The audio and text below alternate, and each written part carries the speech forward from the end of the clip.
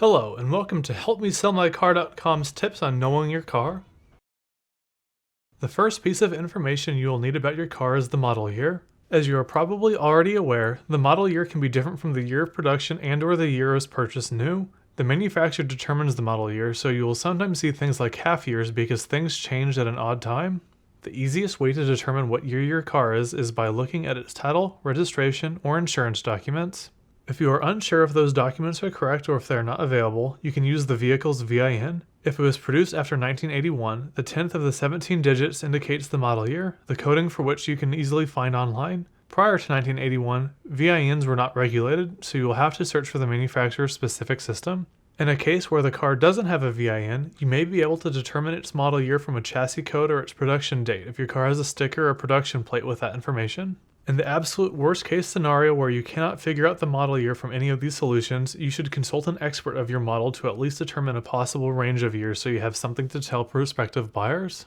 The next most basic piece of information you should know is the manufacturer of your vehicle. This is the brand of the company who produced your vehicle. There have been hundreds of brands of cars that have come and gone, so it is entirely possible in the case that you are selling a vehicle on someone else's behalf that you might not recognize its make.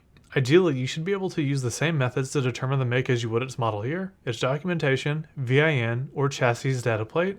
Just as with the model year, if you cannot determine the make with the usual methods, you can often consult an expert who may be able to identify it for you.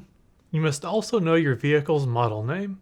This lets buyers know the specific car made by the manufacturer. The model may be an actual word like Eldorado or Vanquish, or it may be something more alphanumeric like S-Class or 7 Series.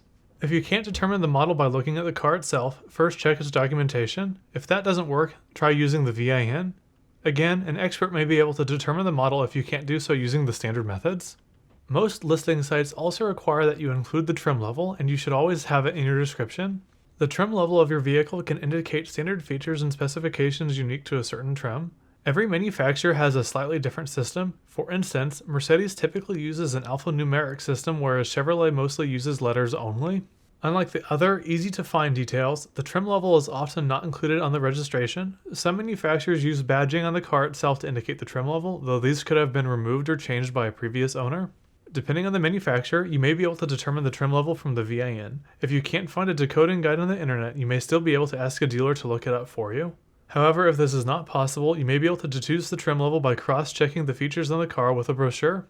If you just cannot figure out the trim level, then we suggest you leave the section blank when listing. This isn't ideal, but it is better to not say something if you are unsure if your information is accurate. If your car has one, you must know the VIN for the documentation you need to file once the car is sold. Additionally, several of the major listing sites also require that you include it when you create your ad. The VIN, short for Vehicle Identification Number, is an alphanumeric indicator unique to your vehicle. Every car sold worldwide since 1981 will have a 17-digit VIN that indicates where the car was made and the manufacturer that produced it. Vehicles made prior to 1981 may or may not include a VIN or other form of identifier such as a chassis code, so it is possible you won't be able to include this information.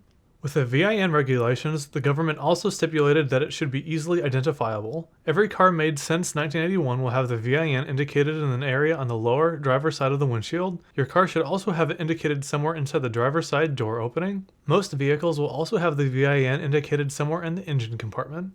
Your VIN will also be included on all of your documentation, so you can save yourself a trip to your car by checking your title or insurance card. If your vehicle is made prior to 1981, it may still have a VIN or chassis code. If you can't find one in the aforementioned places, you should consider asking around online to see if your car's manufacturer included such a number and, if so, where to find it. Knowing the mileage of your car is also extremely important. The distance your car has traveled can give a general indication on its condition and, therefore, has a significant impact on its value. If your car has an odometer, an instrument that indicates how far the car has traveled in its lifetime, you just need to notate this information. In almost all cases, this gauge will be located in your car's instrument cluster. If it is digital, you may need to turn the ignition to the accessory position or possibly even start the car to display it. The odometer isn't always reliable. If you know it is incorrect because it has rolled over, no longer works, or has been replaced, you should let the buyer know in your listing. In fact, the government requires that you disclose such information for vehicles less than 10 years old, and you are legally liable if you lie or do not comply. Buyers will very much appreciate it if you include the notable features on your car in your listing. Knowing these details will help you price your car correctly, guide you as you take pictures, and enable you to write a fantastic description.